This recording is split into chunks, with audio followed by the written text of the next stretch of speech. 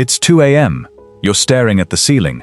6 hours ago you said one sentence in a conversation, and now your brain has replayed it 40 times, each time finding a new way it could have gone wrong. You're not solving anything. You know you're not solving anything, and yet you can't stop. If that sounds familiar, stay with me, because what I'm about to show you will probably contradict almost everything you've been told about how to deal with it. Most advice tells you to calm down or think positive. That's not what this is.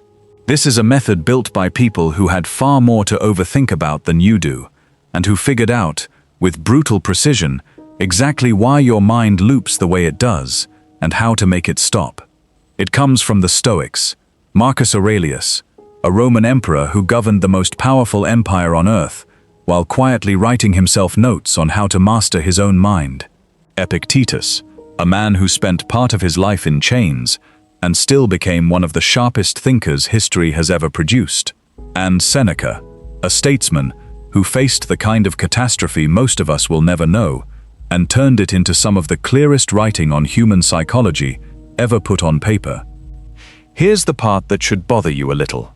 Overthinking feels like it's protecting you. It feels like preparation, like responsibility, like the smart thing to do. It isn't. It's a habit dressed up as intelligence. And by the end of this video, you're going to see exactly where that disguise falls apart. If you're skeptical, good. Don't take my word for it. Test it against your own head.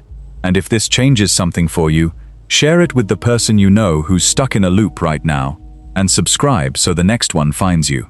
Let's get into it. Overthinking isn't thinking too much. That's the trap. It disguises itself as effort. What it actually is a closed loop. The same scene, the same argument, the same imagined disaster, playing on repeat with no exit. It feels like you're doing something. You're not. You're rehearsing a past that's already over, or auditioning a future that hasn't happened and probably never will. Here's where almost everyone gets this wrong. They think the problem is the event, the friend who didn't text back, the comment in the meeting, the mistake from 3 years ago that still shows up at 2 a.m. But Epictetus said it flatly, almost 2,000 years before modern psychology arrived at the same conclusion. People are disturbed not by the things that happen to them, but by their judgments about those things. Sit with that for a second, because it's the entire foundation of everything ahead. The event is neutral.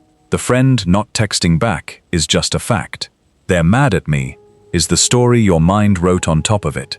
Here's the part most people scroll past. None of that works as a theory. It only works because someone actually lived it. There's a reason Epictetus, of all people, is the one who figured this out. As the story goes, he spent years as a slave, and at one point his owner began twisting his leg, slowly, testing how far it would go.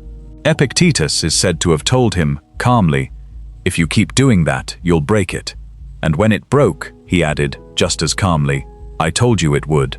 His body was in chains, his mind never was. That's not a nice quote. That's a man demonstrating, at the worst possible moment, the exact separation between what happens to you and what you do with it. If he could hold that line there, you can hold it over a text message. Picture two people getting the exact same rejection email. Same words, same morning, same inbox. The first one reads it, feels the sting for about 90 seconds, and goes back to work. The sting is data, not a verdict. The second one reads it, and by lunch has decided they're not good enough for the industry, replays every project they've ever shipped looking for proof, and loses the entire afternoon to a story that started with one paragraph of email. Same event, two completely different afternoons. Not the email, the interpretation. Think about what the loop actually costs you while it's running. Sleep. Presence with the people sitting right in front of you, because half of you is somewhere else, replaying or rehearsing. The nerve to act, because the longer you spin on a decision, the more dangerous every option starts to look, even the safe ones. It's like sitting in a rowboat, pulling the oars with everything you have, and never noticing the boat is still tied to the dock. Motion without movement. That's the whole trick overthinking plays on you. And it's not happening in a vacuum. You are sitting inside a machine built to manufacture the feeling that you're behind. A feed, engineered to show you someone doing better, further along, more finished than you. That machine doesn't invent your overthinking out of nothing. It waters seeds that are already planted. Once you see that, you can stop treating overthinking as a character flaw and start treating it as what it actually is. An untrained mind, reacting to old wiring and outside noise as if both were emergencies. Untrained minds can be trained. That's the whole video. But wait, if it's just a story your mind is telling, why can't you just decide to stop telling it? Here's the uncomfortable part. Most of the material your mind loops on isn't fully conscious. It's built from old fears, old wounds, patterns laid down long before you had the vocabulary to question them. Overthinking rarely starts in adulthood. It starts early, in rooms where a young mind learned that mistakes were dangerous, or that approval had conditions attached to it. A kid who's corrected more than encouraged learns to scan for what might go wrong before they've even tried. Aristotle said we are what we repeatedly do, and that cuts both ways. Repeated anxiety isn't a mood. Practiced long enough, it becomes identity. Every failure gets absorbed the same way. You try something, it goes badly, and a voice says, "I knew this would happen." Next time, that voice speaks first, before you've even assessed the situation on its own terms. That's how a single setback becomes a prophecy that fulfills itself. Not because you were incapable, but because you started acting like someone who expected to fail. Plato's idea that our perception filters reality applies with almost eerie precision here. Change what the mind expects, and you start changing what it notices, what it remembers, and eventually, what it produces. Underneath most of this sits one thing: fear. Fear of failure, fear of judgment, fear of the unknown. All of it hijacks the analytical part of your brain and turns it into a threat detector running 24 hours a day. Left alone, it spirals into full catastrophizing, where the mind doesn't just consider a bad outcome, it commits to the worst version available. The Stoics had a specific weapon for this, and it's strange enough that it actually works. Premeditatio malorum, the deliberate premeditation of disaster. Instead of avoiding the feared outcome, you walk straight into it, in your head, in detail. You ask what you'd actually do if it happened. Say the fear is being fired. Don't just flinch away from the thought. Walk through it. You'd update the resume. You'd tell your closest friend before you told anyone else. You'd have a hard month, and then you'd have a plan. Suddenly the fear isn't a fog anymore, it's a checklist. And checklists don't keep you up at night the way fog does. The moment you've answered that question, the fear loses most of its grip, because vague dread cannot survive a plan. Now here's where it gets interesting. Many of these beliefs never asked your permission to exist. They were absorbed, from parents, from teachers, from culture, before you had any say in the matter. Left unexamined, they run the show quietly, in the background, without ever standing trial. The moment you name one, drag it into the light, and ask, is this actually true? It starts losing its grip. Uncomfortable work. Exactly the kind the Stoics treated as non-negotiable, the same way you'd treat brushing your teeth. None of this means you're broken. It means you're carrying default settings you never consciously chose. And that matters, because it tells you exactly where to intervene, not at the level of the individual thought, but at the level of the belief generating it. Your brain has convinced you that overthinking is preparation. It isn't. If overthinking actually prepared people for the future, the most anxious minds on earth would also be the most decisive. They're not. They're just the most exhausted. Everything covered so far explains the trap. None of it gets you out. That takes the next part. So how do you actually rewire it? This is where Marcus Aurelius becomes essential. And to understand why, you need the scene he was writing in. He wasn't in a quiet study with a cup of tea. He was on the northern frontier of the empire, in a military tent, while war dragged on and a plague, one so brutal it may have killed his own co-emperor, tore through his soldiers.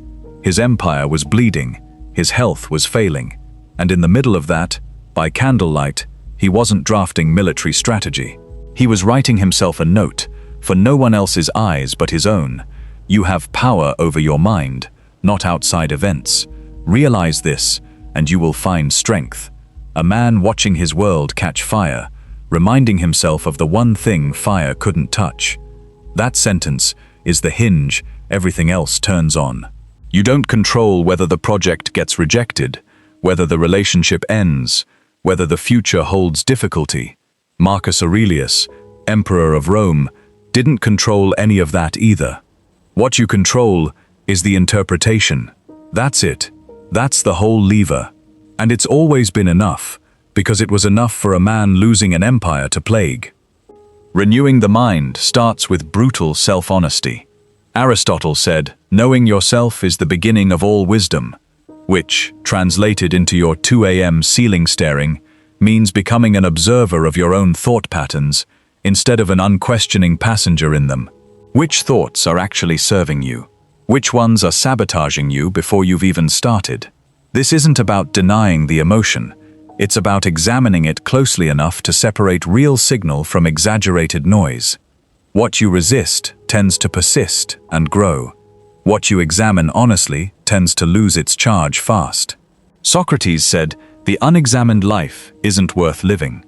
That principle scales all the way down to a single anxious thought at midnight. Examine it. Don't just endure it. Here's the practice. Each morning, before the day's noise arrives, decide what kind of mind you're bringing into it. Not a fantasy of a perfect day, a specific, honest intention. Today, I will notice when my thinking spirals, and I will pull it back to what's actually true and actually in my control. That's not a vague affirmation. That's a rehearsed skill. And skills get sharper with repetition, not with hoping. Your mind doesn't run in isolation, though. It's shaped constantly by what surrounds it. Seneca knew this better than almost anyone. Associate with people who are likely to improve you, he wrote. And he wasn't talking about people who tell you what you want to hear.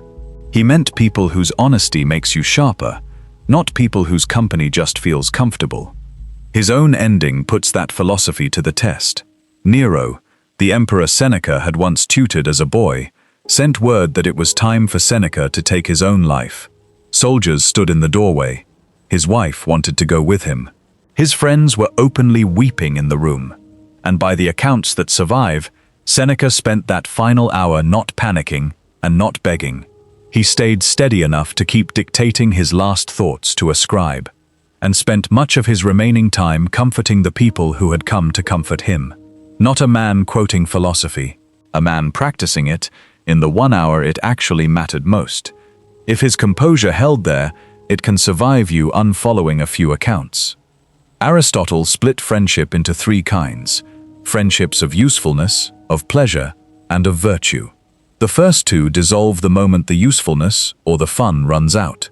The third, built on mutual respect for character, is rare, and it's the one that actually pulls you toward a steadier version of yourself. Take an honest look at your closest relationships. You'll usually find your overthinking gets louder around certain people and quieter around others. That's not a coincidence. That's data.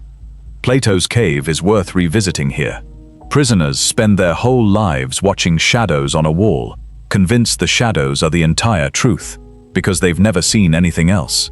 The one who gets free and steps outside has his sense of reality permanently altered. Your information diet works the same way. Feed it a constant stream of comparison and manufactured urgency, and your mind will treat that distortion as reality. Change the input, and the picture changes with it, sometimes faster than you'd expect. Everything so far has been about what happens inside your head. None of it means anything until it leaves your head. Which brings us to action, because understanding is only half the work, and the Stoics had almost no patience for a philosophy that stopped at insight. Epictetus put it plainly: first decide who you want to be, then do what that requires. Not think about it, do it. Overthinking lives in the gap between deciding and acting, and the fastest way to close that gap is movement. But wait, doesn't that contradict everything I just said about examining your thoughts first? Not quite. Examination tells you what's true. Action is how you prove it. Aristotle's doctrine of the mean makes this explicit. Virtue isn't a feeling, it's a habit built through repeated action. You don't become brave by feeling brave first. You become brave by doing the brave thing while the fear is still standing right next to you. You don't wait to feel confident before making the call or sending the message. You make the move while the doubt is still in the room, and the doubt gets smaller every time it's proven wrong. Plato made a related point. Real knowledge naturally produces right action. That truly knowing the good compels you to do it. If you've genuinely examined your anxious predictions and seen that most of them don't hold up, the next step isn't more analysis, it's proof through behavior. Every time you act despite the prediction, and the outcome doesn't match the disaster your mind promised, you're stacking evidence your overthinking can't easily argue with anymore. In practical terms, this looks unglamorous. One honest goal a day, however small. The conversation you've been avoiding. The message you've drafted 4 times and never sent. Picture that message sitting in your drafts right now. The doubt telling you to wait for a better moment. A clearer head. More confidence. There is no better moment coming. The version of you who sends it while the doubt is still loud is the only version who ever finds out the doubt was lying. 5 minutes of writing it down, not to spiral further, but to get the loop out of your skull and onto paper where you can finally see it clearly. None of it needs to be dramatic. The power is in the repetition, not the size. There's one more layer, and it's the one people skip. The language you actually use, out loud and in your own head. Epictetus advised, learn the meaning of what you say before you say it. Because words don't just describe reality, they help build it. Marcus Aurelius held his own private language to the same standard he held his actions, choosing honesty and restraint over exaggeration and self-pity, even when no one was reading over his shoulder. Here's the sentence that quietly runs your whole emotional state, the one you say to yourself without noticing. I always mess this up has no evidence behind it. It's pure exaggerated emotion, but your brain files it as fact simply because you've repeated it so many times. Compare it to, I made a mistake here and I can see exactly what to adjust. Same event. Completely different psychological outcome. The only thing that changed was the sentence. Plato showed, through Socrates, that careful questioning can dismantle assumptions that feel unshakable, right up until someone actually asks you to defend them. Turn that inward. Next time an anxious thought insists on something absolute, question it directly. Is that actually true? What's the evidence? What would you tell a friend who said this exact sentence to you? Most overthinking cannot survive that kind of direct interrogation. That's not a coincidence. That's the whole design flaw in the loop. Overthinking isn't a life sentence. It's a pattern, learned young and reinforced by repetition, which means it can be unlearned the same way it was built, through examination, through deliberate renewal, through the company you choose, through consistent action, through honest language. Somewhere tonight, someone is going to lie awake replaying the same conversation for the 100th time. Tomorrow morning, they'll face the same choice they face every day. Repeat the loop or break it. Breaking it starts with one decision. To remember one sentence from a Roman emperor who watched his empire burn from a war tent surrounded by plague and betrayal, and still found the discipline to write it down anyway. You have power over your mind, not outside events. Realize this, and you will find strength. That's not a slogan. That's the way out. If this gave you something to actually work with, share it with someone stuck in their own head right now, and subscribe so the next one finds you. Up next, we're going straight into how the Stoics faced adversity head-on, without flinching. I'll see you there.